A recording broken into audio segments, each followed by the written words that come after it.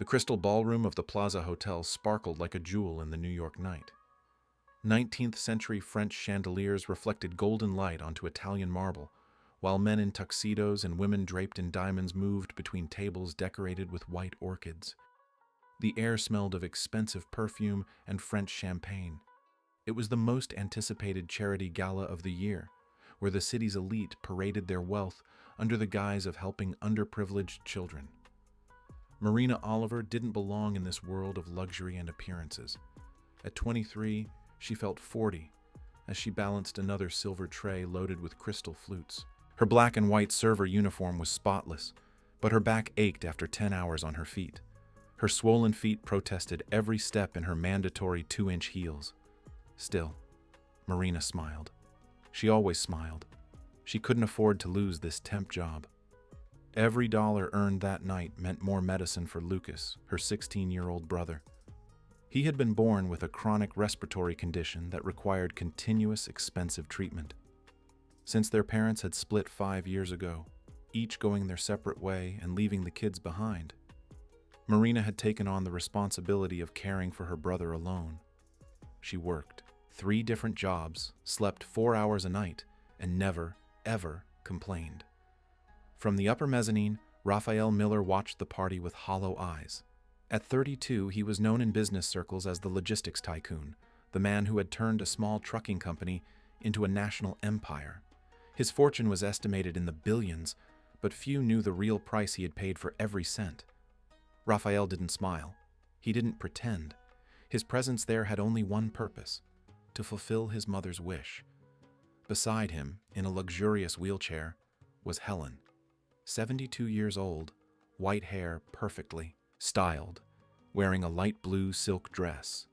Her eyes, however, wandered lost through a world only she could see.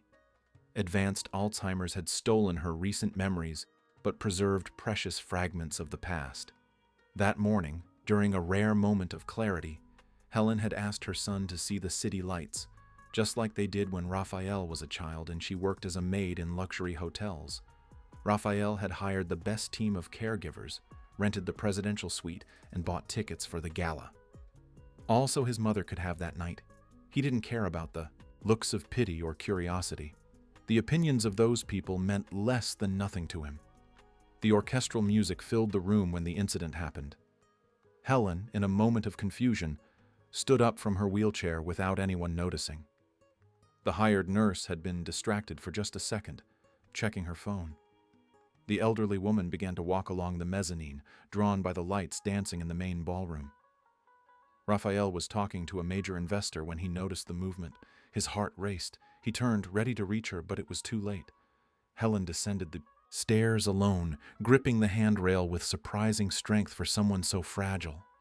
She reached the main floor with uncertain steps, a sweet smile on her face, enchanted by everything around her. People moved away, creating a strange circle around the lady who clearly didn't belong in that glamorous setting. That was when she bumped into Patricia Sterling. Patricia was a senator's daughter, the wife of an oil tycoon, and possessed an ego the size of the Statue of Liberty. Her white Valentino dress had cost over $40,000. When Helen, in her mental confusion, stumbled and spilled orange juice from a waiter's tray onto the back of the dress, Patricia let out a scream that silenced the orchestra. The entire room stopped. 500 people turned to watch the scene. Marina was on the other side of the room, but she heard perfectly when Patricia started screaming. "This idiot ruined my dress. Do you have any idea how much this cost? You incompetent wretch." Helen, startled, began to tremble. Her hands searched for something familiar but found only empty air. She looked around, lost, not understanding why this woman was screaming at her. Tears began to roll down her face. Patricia didn't care. On the contrary, she grew even more furious at the sight of the tears. "Crying won't help. You're going to pay for this. On your knees. I want you on your knees cleaning my clothes right now." Patricia's husband, Edward Sterling, stood beside her with his arms crossed, a smirk of approval on his face. Other members of the elite began to whisper, but no one moved to help. Some even pulled out their phones to film the humiliation. Raphael watched everything from the mezzanine, his jaw tight as stone, his fists clenched until his knuckles turned white. He could go down immediately. He could end it in seconds. But a part of him, the cruel part molded by years of disappointment, wanted to see if there was at least one decent person in that room full of hypocrites pretending to be charitable. Just one person. That was all he asked. Seconds passed, like hours. Helen remained standing, trembling, not understanding what was happening. Patricia stepped toward her, hand raised, ready to shove her to the ground. That was when Marina dropped her tray. The sound of metal hitting marble echoed through the hall. Marina pushed through the crowd of guests with firm steps, not thinking about the consequences. Her supervisor was already shouting her name, threatening immediate termination. She didn't care. Marina reached Helen and placed herself between the elderly woman and Patricia, her thin body serving as a shield. She held Helen's trembling hands and looked the socialite directly in the eyes. "You're scaring her. Please, take a step back." Marina's voice was calm but firm. Patricia gasped, as if she couldn't believe a simple waitress dared to speak to her that way. "How dare you? I'll have you fired. You and this crazy old woman are going to pay?" "Helen isn't crazy," Marina replied, her voice louder now so everyone could hear. "She's a lady who is confused and scared. And you, with all due respect, are behaving shamefully." The room exploded in whispers. Edward Sterling stepped forward, his face red with rage. "Who do you think you are to talk to my wife like that?" "I'm someone who won't stand by and watch an elderly woman be humiliated over an accident," Marina replied. Her knees were shaking, but she didn't let go of Helen. She looked around, facing the audience of silent spectators. "You call yourselves good people. You're here for a charity gala, pretending to care about the less fortunate. But you can't have compassion for an old woman?" The silence was deafening. Patricia, furious at being publicly challenged, grabbed a glass of champagne from the nearest table and threw the contents at Marina. The cold liquid soaked her uniform, ran down her face, and stung her eyes. Marina blinked, but didn't let go of Helen. She didn't back down an inch. "Get out of here!" Patricia screamed. "Both of you! Before I call security!" That was when a deep, cold voice cut through the air like a blade. "That won't be necessary." Raphael Miller descended the stairs with measured steps. Each footfall echoed through the silent ballroom, his impeccable black suit, his marble-like face, his dark eyes fixed on Patricia. The air seemed to grow heavy as he approached. 3 private security guards accompanied him, large men in suits with earpieces. People began to move back, creating space. Some recognized Raphael immediately.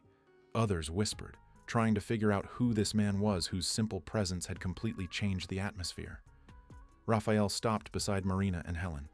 He looked at his mother, saw the tears on her face, and something dangerous flashed in his eyes. Patricia, still not understanding the situation, pointed at Raphael. "Do you know these two? Great. Take them away before I sue everyone here." Raphael ignored her completely. He turned to Marina, seeing for the first time the young woman who had protected his mother when no one else had the courage. The soaked uniform, the red eyes, but the upright posture. Dignified. "What is your name?" he asked, his voice surprisingly soft. "Marina Oliver, sir. Thank you for taking care of my mother, Marina." It was only then that Patricia realized who the elderly woman was. Her face went pale as the realization hit.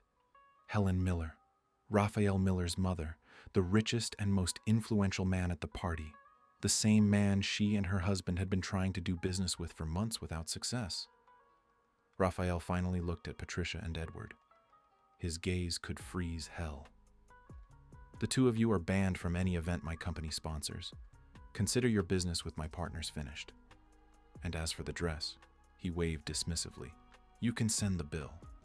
I'll pay it with pleasure, just to remind you of the day you humiliated a defenseless old woman." "But, Raphael," Edward began, trying to fix the situation. "That's Mr. Miller to you," Raphael cut him off. and I suggest you leave before I decide to do more than just ruin your social reputation." The couple hurried out, followed by the stares of hundreds of guests. Raphael then turned to Marina. "Did you lose your job because of this?" Marina nodded, swallowing hard. "Probably, yes." Raphael pulled a card from his inner jacket pocket and handed it to her. "Tomorrow at 9 in the morning, go to this address. I need someone brave to look after my mother, someone who treats her like a human being, not a chore." Marina looked at the card, then at Helen, who was now smiling sweetly, calmer. She didn't fully understand what was happening, but she knew her life was about to change forever. "I'll be there," she whispered. Marina didn't sleep that night. She sat in the small kitchen of the 2-room apartment she shared with Lucas, Raphael's card between her fingers, reading and rereading the address printed in gold letters, Greenwich, one of the wealthiest areas near the city. Lucas had woken up when she got home at 3 in the morning, still in her champagne-soaked uniform. The boy, thin and pale from his respiratory condition, sat up in bed with difficulty. "What happened, Mari? Are you okay?" Marina told him everything, every detail. The lost old lady, the cruel socialite, the champagne thrown in her face, and finally, the mysterious man who had offered her a job. Lucas listened in silence, his eyes wide. "Are you going to take it?" he asked when she finished. "I have to," Marina replied, looking at the empty medicine bottle on the nightstand next to her brother's bed. "We don't have a choice. But you don't know anything about this man. I know he loves his mother enough to take her to a party just to make her happy. And I know he offered me a chance when I needed it most." Lucas held his sister's hand. "And if it's dangerous?" Marina smiled, trying to hide her own fear. "Then I'll run. But I have to try, Lou, for both of us." When the sun rose over the harbor, Marina was ready. She put on her best clothes, clean jeans and a simple white blouse. She tied her brown hair in a ponytail and took the train that would take her out of the city. The trip took an hour and a half. Marina watched the world wake up through the window. Street vendors opening their stalls, workers rushing to the subway, children in uniforms walking to school. New York had many faces, and Marina knew the face of the daily struggle well.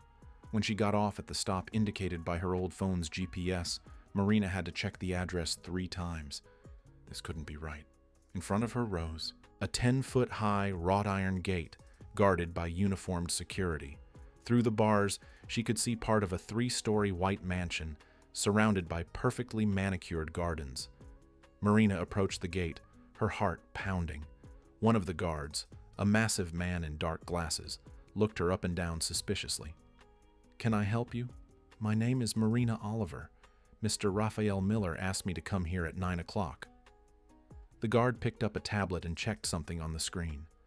His expression immediately changed from suspicion to neutral professionalism.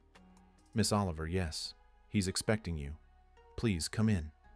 The gate opened with an electronic hum. Marina walked through, feeling like Alice entering Wonderland. The stone path led to the main entrance of the mansion, flanked by towering palms and beds of white and pink azaleas. The front door opened before Marina even reached it. A middle-aged woman in an impeccable housekeeper's uniform smiled kindly. "Welcome, Miss Marina.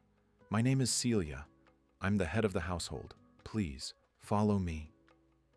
The interior of the mansion was even more impressive than the exterior. Light marble floors, a double mahogany staircase, crystal chandeliers, paintings that looked like they belonged in museums. Marina tried not to stare open-mouthed at everything. Celia led her through a wide hallway to a luxurious living room overlooking the inner garden. There, sitting in a leather armchair, was Raphael Miller. In the daylight, he looked even more imposing. He wore black dress pants and a white shirt with the sleeves rolled up, revealing muscular forearms. His black hair was perfectly combed, but there were deep circles under his dark eyes. "Miss Marina," he said, standing up. "Thank you for coming." Marina nodded, not knowing whether to shake his hand or bow. She opted for the handshake. Raphael's hand was large, firm, but surprisingly gentle. "Please, sit down. We have a lot to discuss."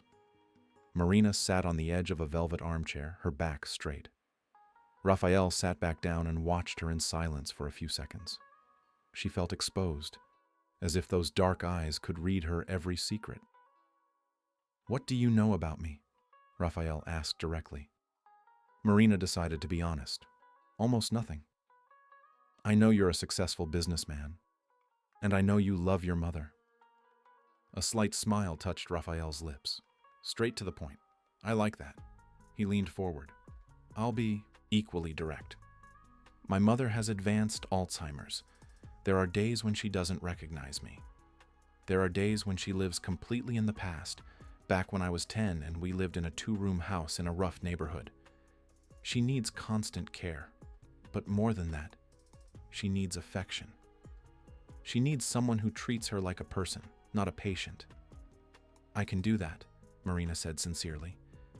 "My brother has had health problems since he was born. I know what it's like to care for someone you love." Raphael nodded. "That's exactly why I chose you. Last night, you didn't protect my mother for money or recognition. You did it because it was the right thing to do. That's rare." He picked up a leather folder from the coffee table and opened it. From inside, he pulled out several documents. "This is the employment contract. Your official role will be caregiver and companion for Helen. The salary is this." He pointed to a number that made Marina's eyes widen. It was 3 times what she earned at her 3 jobs combined. "In addition, you'll have the right to live in this house, full health insurance, meals, and a monthly performance bonus." Marina could barely breathe.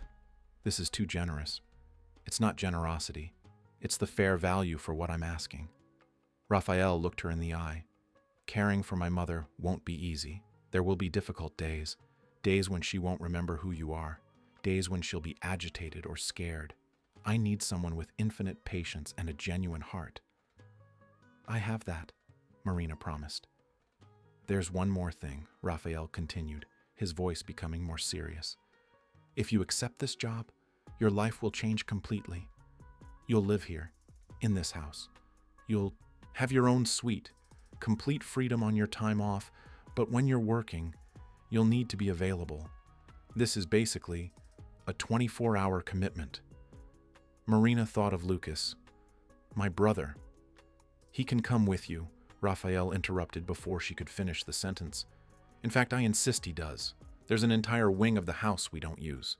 He'll have his own room, access to the pool, the library, everything. And the health insurance covers dependents. He'll have the best doctors in the state at his disposal." Lágrimas queimaram os olhos de Marina. Isso parecia bom demais para ser verdade. "Por que o senhor está fazendo isso?" Raphael was silent for a long moment. When he finally spoke, his voice carried a weight Marina couldn't fully understand. "Because when I was your brother's age, my mother worked 16 hours a day cleaning hotels to give me a better future. She went hungry so I could eat. She wore old clothes so I could have a school uniform. And when I finally managed to give her a comfortable life, the disease stole her ability to fully enjoy it." He paused, controlling the emotion that threatened to surface. "You remind me of her, the courage to face the world alone to protect the ones you love. So yes, I'm going to give you and your brother what I wish someone had given my mother and me." Marina wiped her tears discreetly. "I accept. I'll take care of Helen as if she were my own family." "Great." Raphael extended his hand again, this time to seal the deal. "Welcome to the family, Marina." They shook hands, and Marina felt she was crossing a door with no turning back. Her life of struggle and deprivation was ending, but something new, unknown, and potentially dangerous was beginning. Celia appeared at the door. "Mr. Raphael, Helen is waking up. I'll introduce you now," Raphael said, standing up. Marina followed him down the hall to a suite on the ground floor, specially adapted for Helen's needs. The suite was a small, complete apartment, decorated in soft tones of blue and white. There were discreetly installed grab bars, non-slip floors, and furniture without sharp edges. A nurse in a white uniform was helping Helen sit up in bed. "Mom," Raphael said softly, approaching. "I brought someone for you to meet." Helen looked up. Her blue eyes, so much like her son's, were clear that morning. She smiled when she saw Raphael. "Rafa, my boy, you've grown so much." "I have, Mom," Raphael replied with infinite tenderness, even knowing she saw him as a 10-year-old boy. "I want to introduce Marina. She's going to stay here with us, keep you company." Marina approached and knelt beside the bed, bringing herself to Helen's eye level. She smiled with genuine affection. "Hello, Helen. It's a pleasure to meet you." Helen studied Marina's face with childlike curiosity. "You're pretty. You have kind eyes." "You're very pretty too," Marina replied. "And I'd love to hear you tell stories if you'd like." "I have many stories," Helen said, her eyes sparkling. "Can I tell you about when Rafa was born? He was so tiny. He fit in the palm of my hand." "I'd love to hear it." Marina took Helen's hand gently. Raphael watched the interaction with something tightening in his chest. He saw his mother relax, smile, and accept Marina immediately. It was exactly what he had hoped for, but it still moved him deeply. "I'll leave you two to get to know each other," he said. "Marina, if you need anything, Celia is at your disposal." "Thank you, Mr. Miller." "Just Raphael," he corrected. "We're family here." 3 weeks passed like a dream Marina feared waking up from. Lucas had moved into the mansion and for the first time in years seemed truly happy. The boy had his own room, 3 times larger than the entire apartment they lived in before, with a comfortable bed, a study desk, a new computer, and even a bookshelf full of books Raphael had ordered specifically for him. But most important was Lucas's health. On the second day at the mansion, Raphael organized a consultation with the best pulmonologist in the city. After detailed exams, the doctor prescribed a new treatment, more effective and absurdly expensive. Raphael paid for everything without blinking. In 3 weeks, Lucas was already breathing better, had more energy, and had even started to gain weight. Marina divided her time between caring for Helen and watching her brother flourish. It was as if years of worry were being erased day after day. She woke up without the constant knot in her stomach, without the terror of not having money for the next bill. For the first time since their parents abandoned them, Marina could simply live. Caring for Helen proved to be a loving challenge. The elderly woman's illness had unpredictable highs and lows. Some days, Helen was lucid and talked about the past with impressive clarity, telling stories of when she raised Raphael alone, working as a maid, seamstress, and cook to support them both. Other days, she woke up thinking Raphael was still a child, or that she was back in the 80s, preparing for another day of hard work. Marina had learned to enter Helen's world, whatever that world was that day. If Helen thought she needed to go to work, Marina helped her get dressed and took her to the garden, turning the walk into a pleasant stroll until the elderly woman forgot the initial urgency.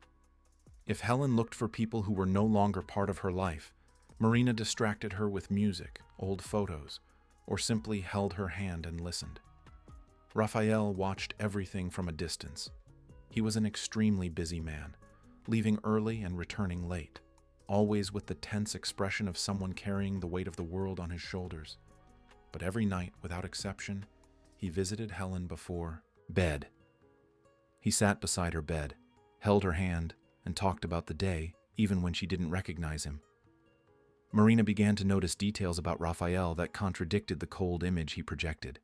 She discovered he woke up at 5 in the morning and went to the mansion's private gym, where he trained boxing with terrifying intensity, as if he were fighting invisible demons. She discovered he read to his mother every night, always the same 3 fairy tale books Helen had loved when Raphael was a child. She discovered that despite all his wealth, Raphael ate simple food: rice, beans, steak, fries.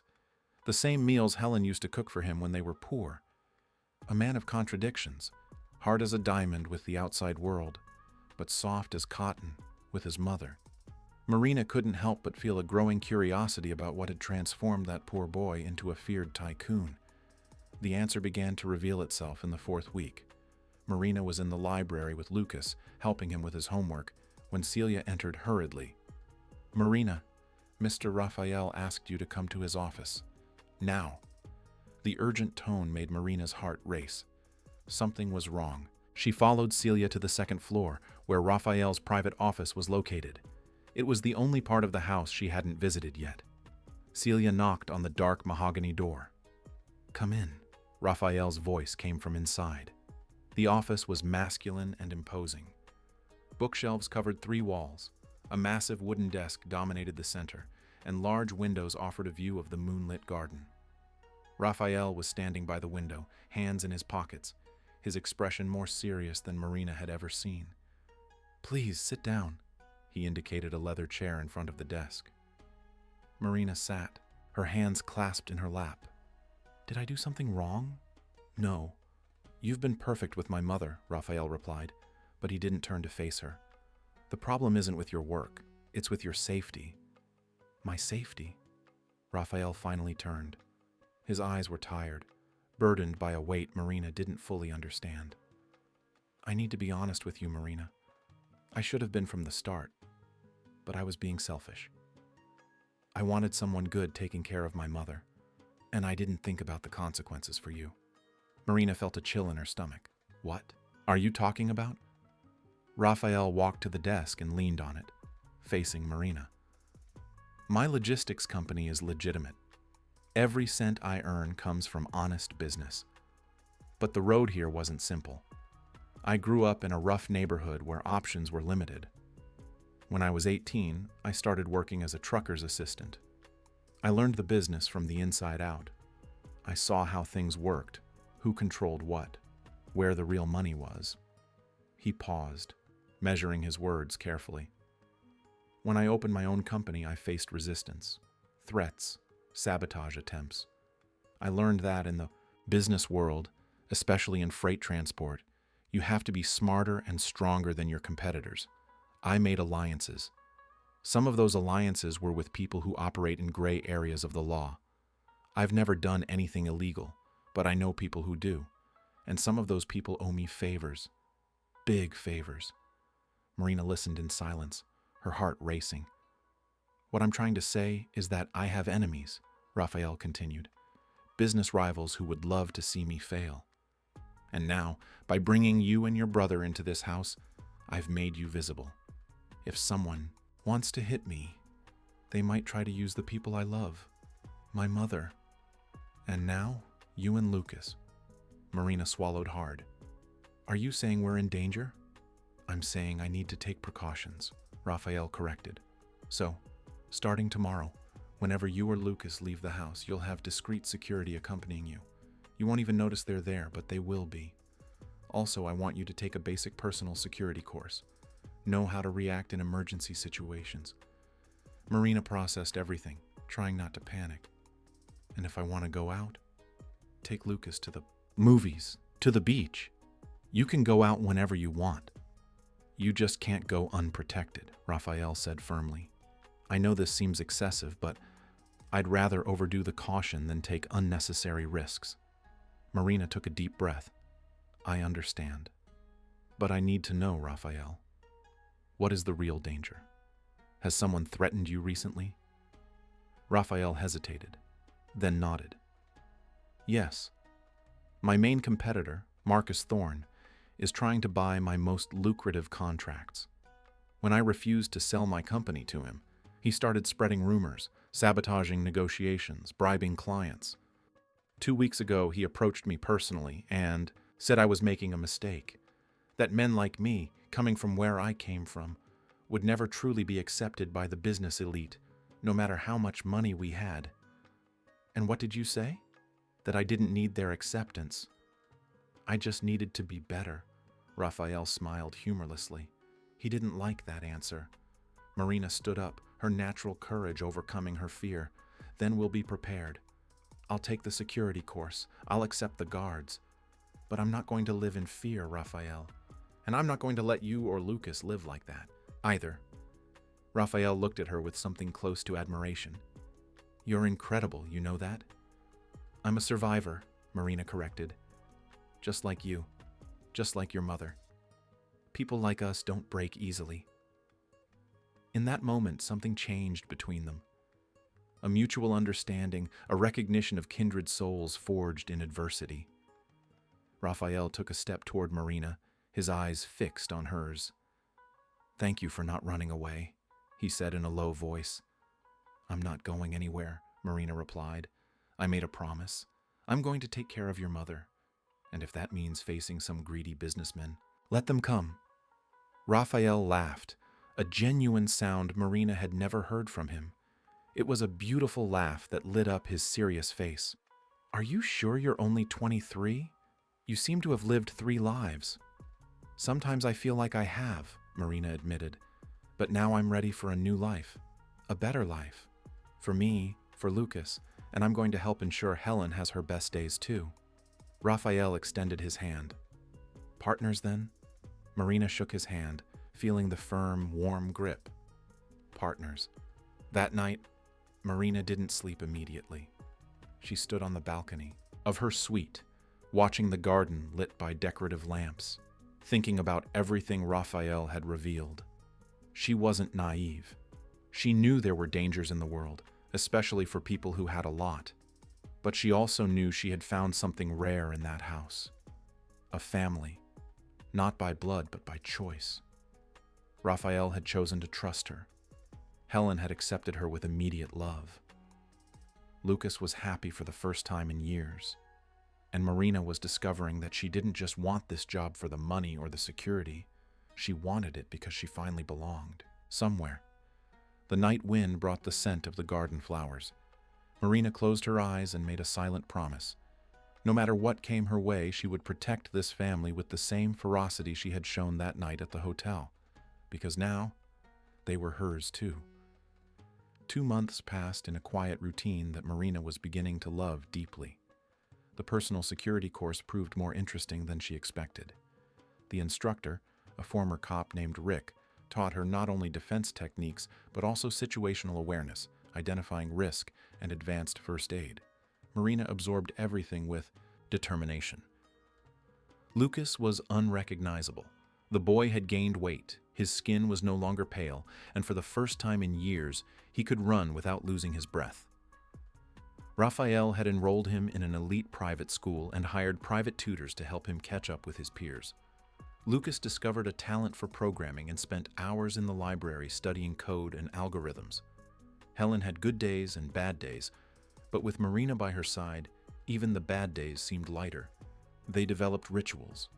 Every morning, Marina took Helen to the garden, where they had coffee, under the jasmine-covered pergola. Helen told stories, sometimes from the real past, sometimes from memories the disease invented. But Marina listened to them all with the same loving attention.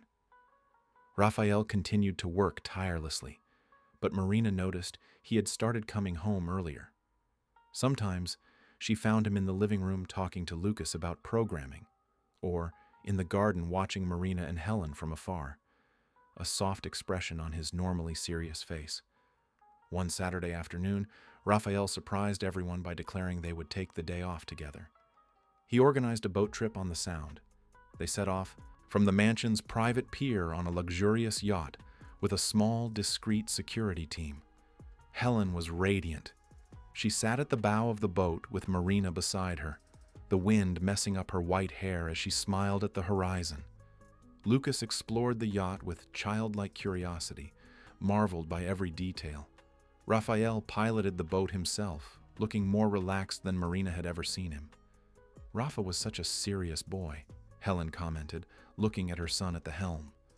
"Never played much, always helping his mother, working." She turned to Marina with clear eyes. "You're good. For him. You make my boy smile." Marina felt her cheeks heat up. "Helen, I just take care of you." No, Helen shook her head. "You take care of him too. I can see it. A mother always sees." Before Marina could answer, Lucas came running. "Mari, there are dolphins. Come look."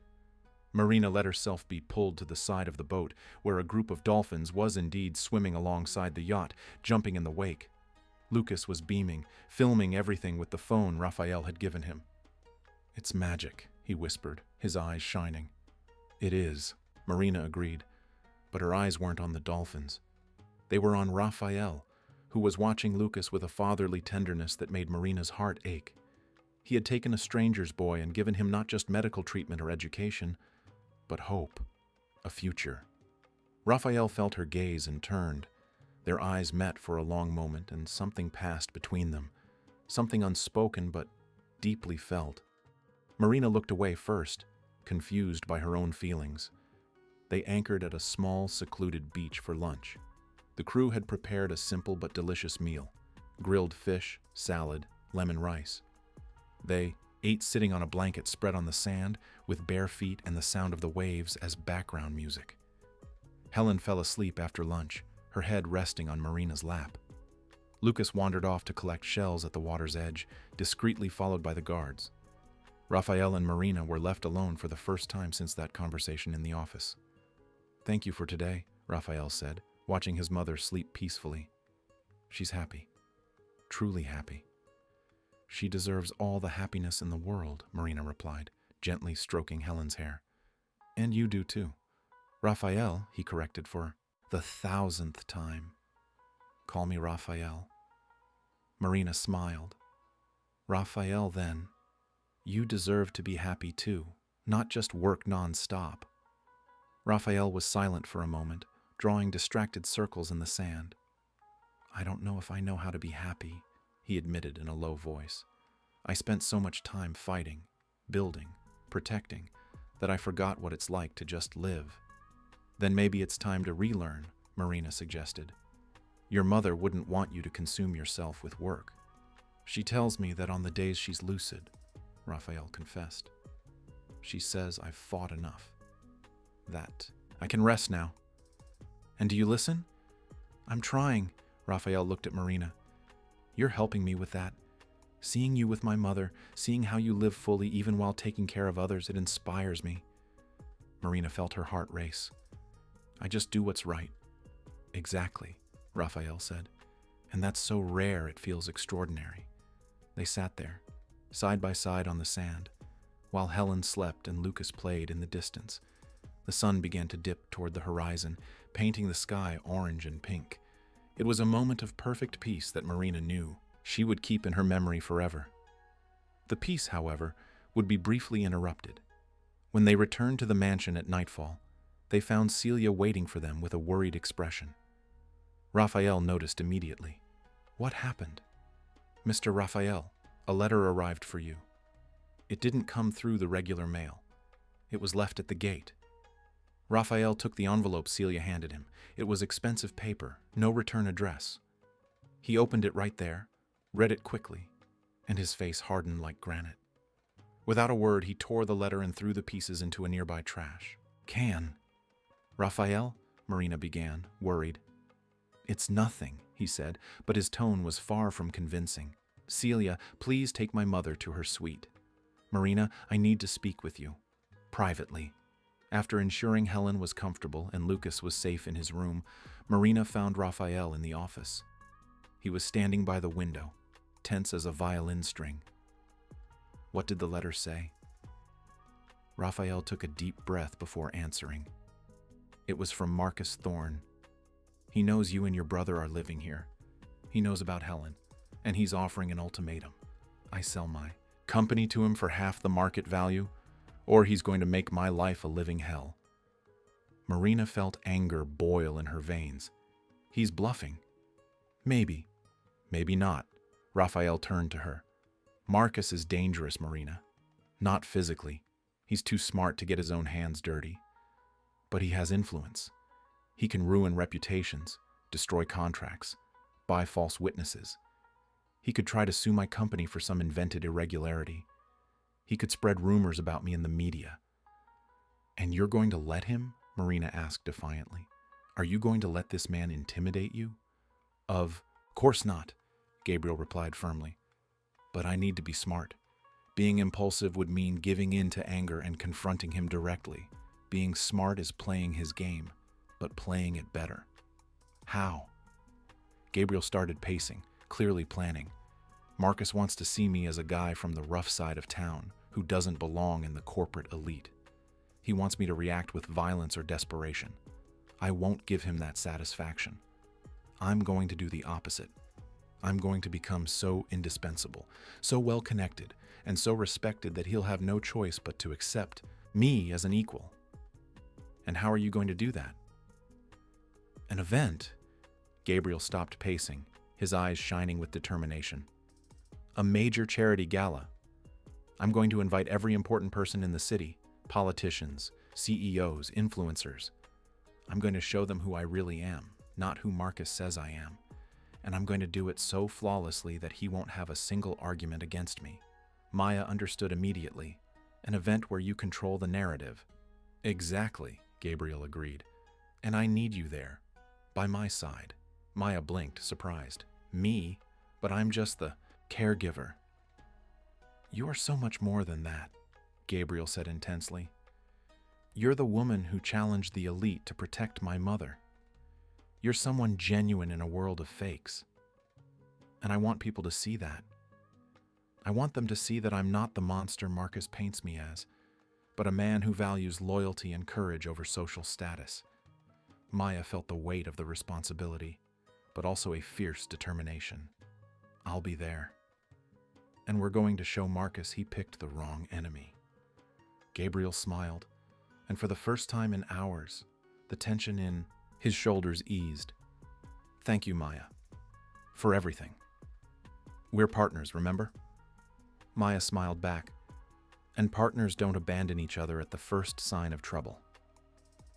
That night, as Maya checked to make sure Helen and Luke were sleeping peacefully, she reflected on how much her life had changed. 3 months ago, she was struggling alone, desperate and invisible. Now, she was at the center of a corporate storm, standing beside a man who respected and trusted her. It was terrifying. It was exhilarating. And Maya was more than ready for the battle ahead. The next 3 weeks were a whirlwind of preparations. Gabriel hired the best event planning firm in the city to organize a charity gala benefiting mental health institutions and Alzheimer's care. The event would be held at the Museum of Modern Art, overlooking the city skyline, and would bring together 500 guests from the country's elite. Maya was involved in every detail. Gabriel insisted she choose the menu, approve the decor, and even select the orchestra. When she protested, saying she knew nothing about that world, Gabriel responded firmly. You understand heart. You understand what really matters. I want this event to have a soul, not just glitz. The most intimidating part was the dress. Gabriel personally took her to an exclusive atelier downtown where the most renowned designer in the country, Vera, created custom pieces. Maya froze when she saw the luxurious fabrics, the intricate embroidery, and prices that made her head spin. I can't wear something this expensive, she whispered to Gabriel as the designer showed them options. You can, and you will, Gabriel replied in a tone that brooked no argument. You'll be representing my family at this event. You need to look impeccable. Vera, an elegant woman in her 50s, observed. Maya, with an expert eye. You have an interesting face, she commented. It's not the obvious beauty we see in magazines. It's a beauty of character. We need a dress that reflects that. After 3 hours of measurements, fittings, and discussions about colors and cuts, Vera finalized the design. It would be a midnight blue gown made of Italian silk, with a simple but elegant cut that flattered Maya's figure without being provocative. The only visible luxury would be a discreet embroidery of tiny silver stars on the left shoulder. Perfect, Gabriel approved when he saw the sketch. She'll look exactly like what she is, a quiet but brilliant star. Maya felt her cheeks flush at the compliment. Thank you, she murmured.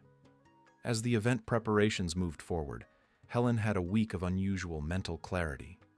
As if the universe wanted to give her a gift before the big night, the elderly woman was more present than she had been in months. She recognized Gabriel consistently, remembered Maya and Luke, and even made jokes and sharp comments about the upcoming gala. My son is going to show everyone what he's capable of, she told Maya one afternoon while they had tea in the garden. I always knew he'd be great. Even when we had nothing, I saw the strength in him.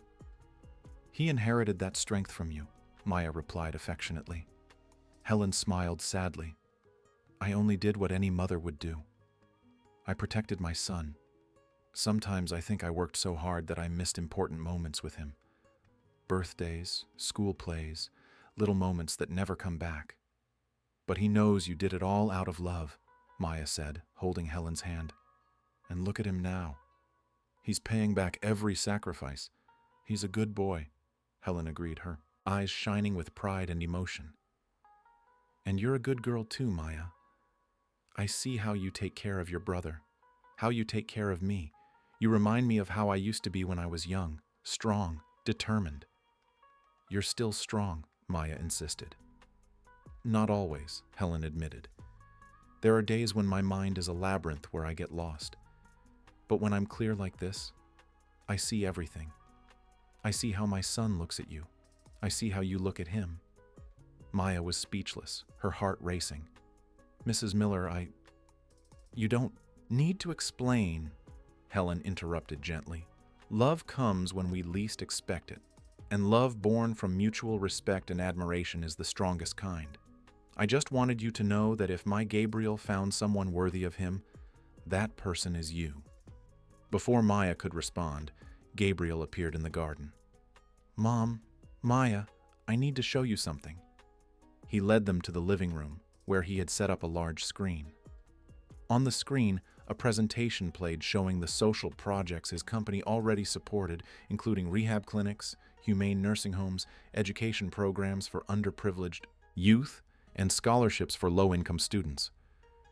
During the gala, we're going to announce the creation of a new foundation, Gabriel explained. The Helen Miller Foundation for Dignity and Memory. It will be dedicated to the dignified treatment of seniors with degenerative diseases and support for family caregivers. Helen put her hands to her mouth, her eyes filling with tears. Gabe, you don't have to do this. Yes, I do.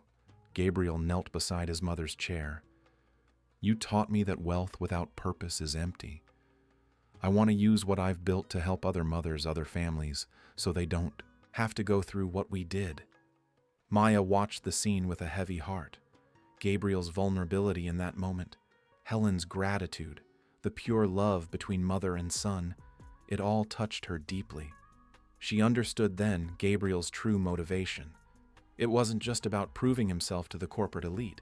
It was about honoring the woman who had sacrificed everything for him.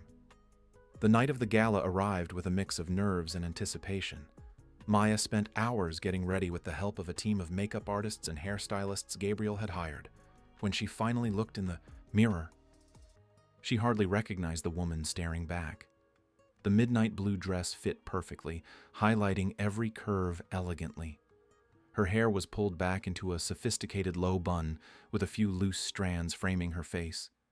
Her makeup was subtle, but enhanced her brown eyes and highlighted her lips. The jewelry was simple, just a pearl necklace, and discreet earrings Gabriel had given her as a gift that morning. You look beautiful, Luke said with admiration when she came downstairs. You look like a princess. Maya laughed and hugged her brother. You look handsome too, big guy. Luke was wearing a new suit, his first real suit, and he seemed to have grown years in just a matter of weeks. He would stay at the mansion with Helen and a team of nurses, watching the gala via a live stream Gabriel had organized specifically for his mother. Gabriel came down the stairs moments later, impeccable in a custom black tuxedo.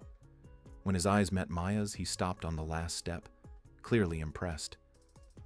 You look stunning, he said, his voice a bit husky. Thank you, Maya replied, feeling butterflies in her stomach. You look very sharp yourself. The car was waiting outside, a black Mercedes with a driver and security. During the ride to the museum, Gabriel and Maya reviewed the final details. She would meet the key guests and smile for photos, but she wouldn't have to give any speeches. Gabriel would handle everything. Just be yourself, he instructed.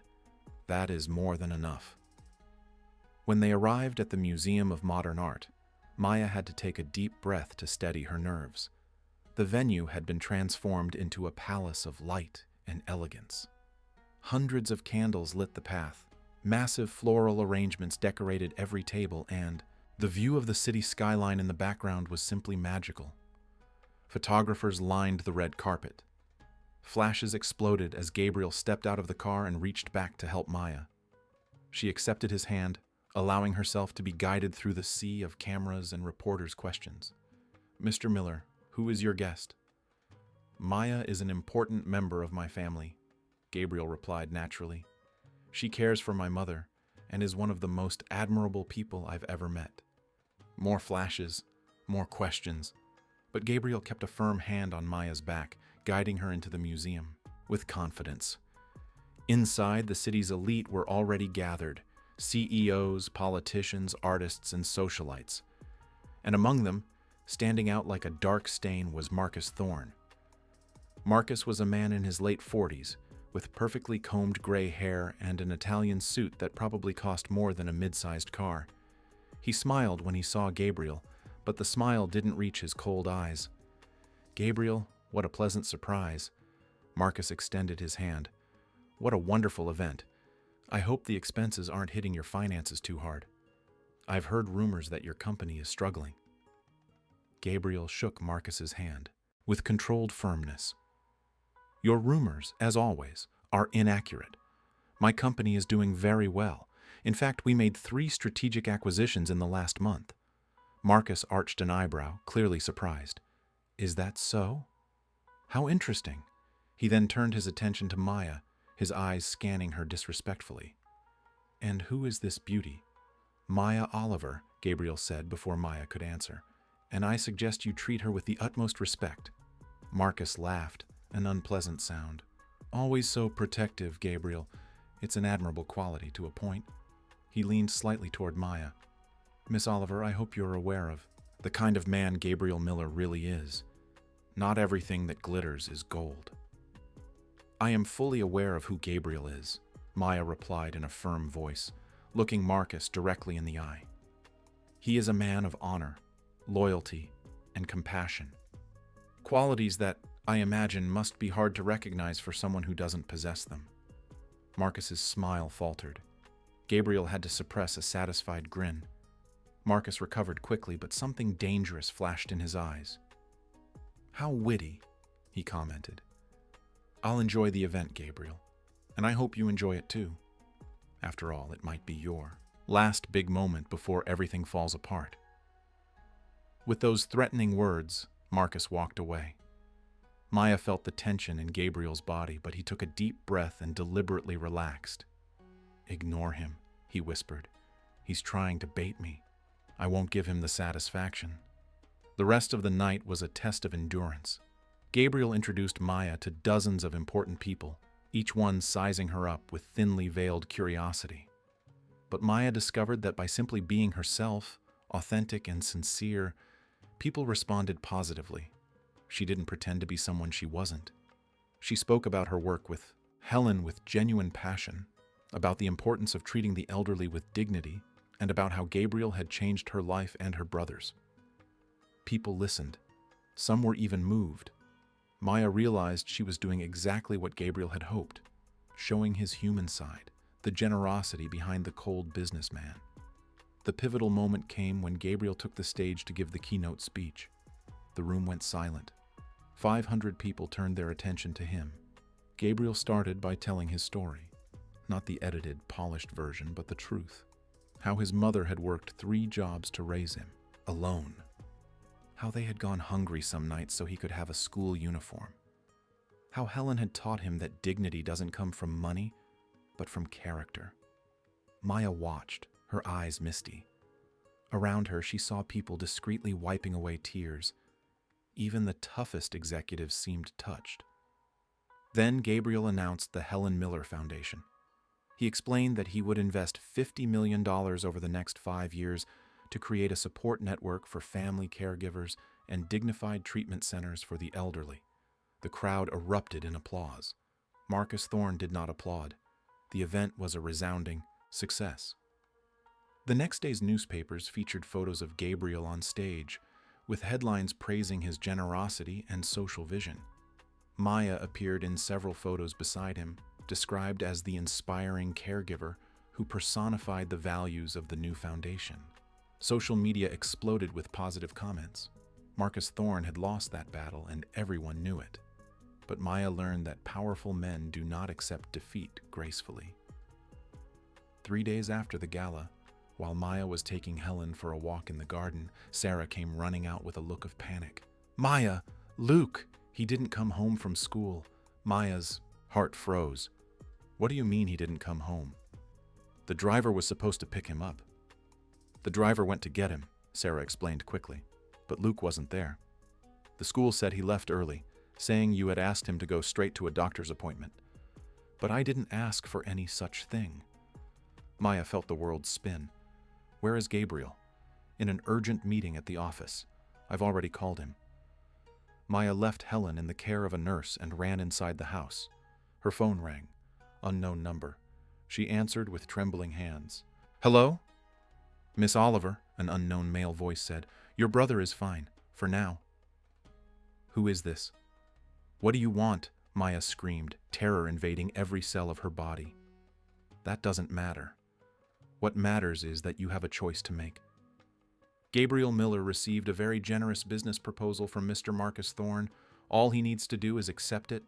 If he refuses, well, accidents happen, especially to young boys with health issues. Don't you dare touch him. Maya was crying now. Then convince Gabriel to accept the proposal. "You have until noon tomorrow." The call disconnected. Maya ran to Gabriel's office, bursting through the door without knocking. Gabriel was on the phone, but he hung up immediately when he saw her state. "Maya, what?" "They took Luke," she said, her voice breaking.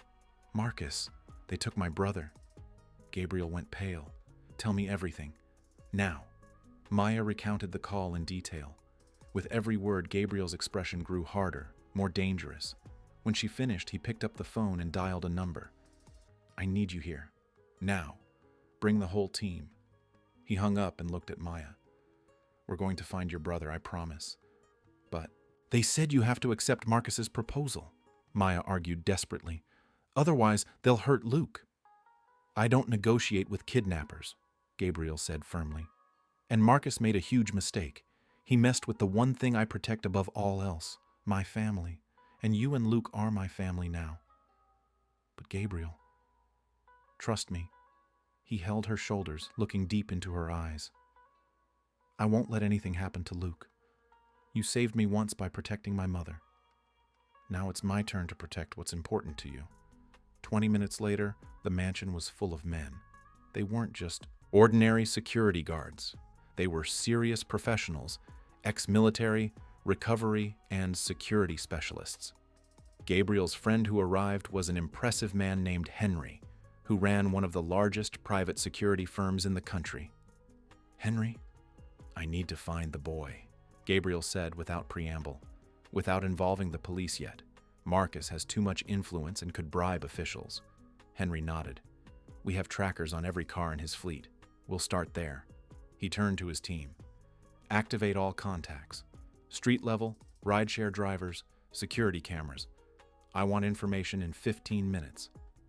Maya watched everything in a state of shock. Gabriel had resources she couldn't even imagine. The operation was coordinated like a military strike, efficient and fast. 12 minutes later, one of Henry's men spoke up. "We have something." A rideshare driver reported seeing a boy matching Luke's description being put into a black van near the school. We tracked the plate. The van is registered to a shell company, but the registration address is an abandoned warehouse in the industrial district. Gabriel and Henry exchanged looks. "That's it." "I'm coming with you," Maya said immediately. "No," Gabriel replied. "It's dangerous.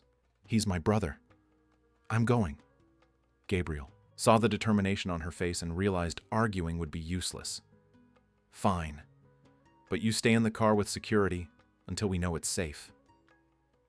The convoy of 3 cars sped away from the mansion.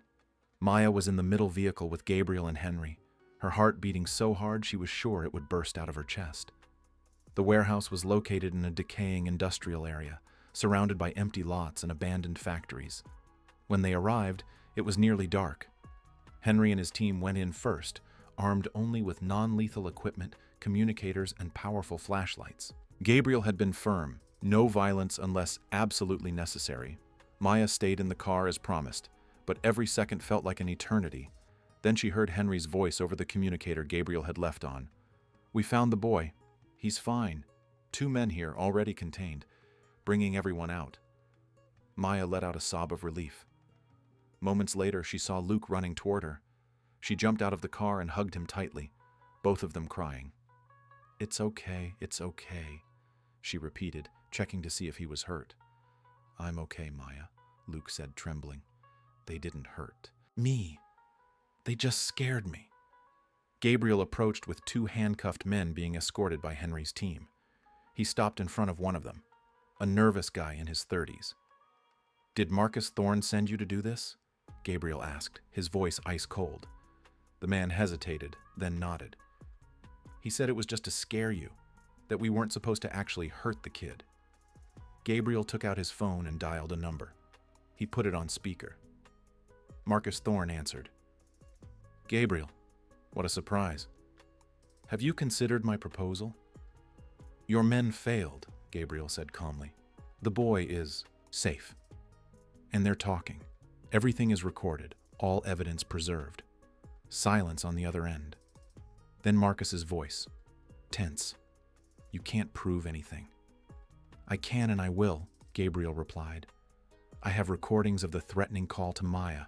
I have security footage showing the van. I have the men you hired willing to testify in exchange for a deal. And I have contacts who can ensure this reaches the national news and authorities you can't buy." "What do you want?" Marcus asked, defeated. "I want you to disappear from my life," Gabriel said. "Sell your companies. Move out of state. I don't care.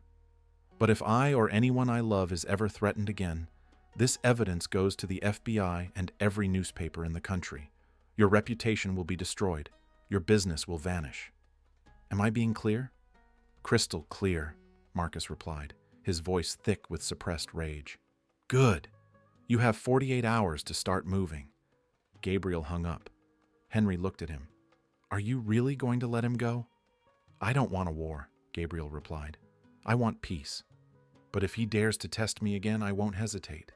They handed the 2 contained men over to Henry's trusted contacts, who would ensure justice was served without exposing Luke or the Miller family to lengthy public trials. Gabriel used his influence intelligently, protecting his own without creating a public scandal. On the way back to the mansion, Luke fell asleep leaning against Maya, physically and emotionally exhausted. Gabriel drove in silence, still processing everything that had happened. "Thank you," Maya said softly, "for saving my brother, for protecting us." Gabriel looked at her in the rearview mirror. "You gave me something no amount of money could buy, Maya. You gave my mother care. You gave my life purpose. I would do anything for you and Luke." Maya felt tears stream down her face. This time they weren't from fear, but from gratitude and something deeper she wasn't yet ready to name. When they got home, Helen was waiting in the living room, lucid and worried. She hugged Luke as if he were her own grandson, checking to see if he was okay. Then she hugged Maya, and finally Gabriel. "My family is safe," she murmured. "That's all that matters." That night, after ensuring Luke was sleeping soundly and Helen was resting peacefully, Maya went out to the garden. She needed air, space to process everything. Gabriel found her there, sitting on the bench under the jasmine trellis, looking at the stars. "Can I sit?" he asked. "Of course." They sat in silence for a while, just existing beside each other under the night sky. "Maya," Gabriel began, his voice hesitant in a way she had never heard before. "I need to tell you something, and it might change everything between us." Maya turned to him, her heart racing. "What is it?" "Over the last few months, you've become essential to my life," Gabriel said, looking at her, "not just as my mother's caregiver, but as a person. You make me want to be better. You make me want to live, not just work. And today, when I thought I might lose you or Luke, I realized something I've been denying for weeks." Maya could hardly breathe. "Gabriel, I'm in love with you," he interrupted, finally letting the words out. "Completely, irrevocably in love. I know it might be complicated. I know technically I'm your employer. I know our relationship started in an unconventional way, but I can't pretend anymore that what I feel is just gratitude or respect. It's love, Maya. I love you." Maya felt the world stop. All the emotions of the last few months, all the shared looks, all the moments her heart raced when Gabriel walked into the room. It all made sense now. "I love you too," she whispered, tears rolling down her face. "I tried not to feel it. I tried to be professional, but I failed miserably. You're the most incredible person I've ever met, Gabriel. And yes, I love you." Gabriel smiled, a genuine, radiant smile that completely transformed his face. He leaned in and touched, his forehead to hers. "Can I kiss you?" he asked respectfully. "Please," Maya replied. The kiss was soft, full of promise and tenderness. It wasn't just physical attraction, but the union of two souls who had found a safe harbor in each other after years of storms. When they pulled apart, Gabriel held her hands. "I want to do this right. No rushing. We'll take it slow. Build something solid." "I agree," Maya said, smiling through happy tears. "But one thing needs to be clear. I'm not going to stop taking care of your mother. She's too important to me." "I don't want you to stop," Gabriel assured her. "But we'll hire more help so you have time to live too. For us." "For us," Maya repeated, loving how those words sounded. 6 months later, the Miller family's life had stabilized into a routine of genuine happiness. Marcus Thorne, keeping his forced word, had sold his company and moved across the country, disappearing from Gabriel's life. The Helen Miller Foundation was in full swing, helping hundreds of families. Luke was healthy, getting excellent grades in school, and had been accepted into a youth talent program for coding. He had grown, gained confidence, and become an admirable young man.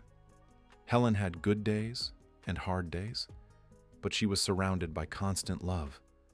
Maya remained her primary caregiver, but now with a support team that allowed her to have a life of her own as well.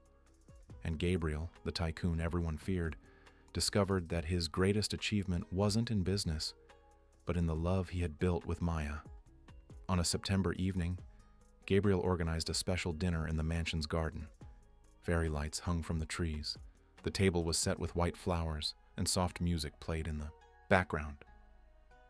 Luke and Helen were there, as were Sarah and the closest staff members who had become true family. After dinner, Gabriel stood up and took Maya's hand. She looked at him, confused, and then he dropped to one knee. "Maya Oliver," he began, his voice emotional but steady. "You walked into my life on a night when I was testing humanity and had almost lost my faith. You showed me that courage and kindness still exist. You gave me not just a reason to work, but a reason to live. You cared for my mother as if she were your own. You accepted my love even when it might have been easier to keep a professional distance."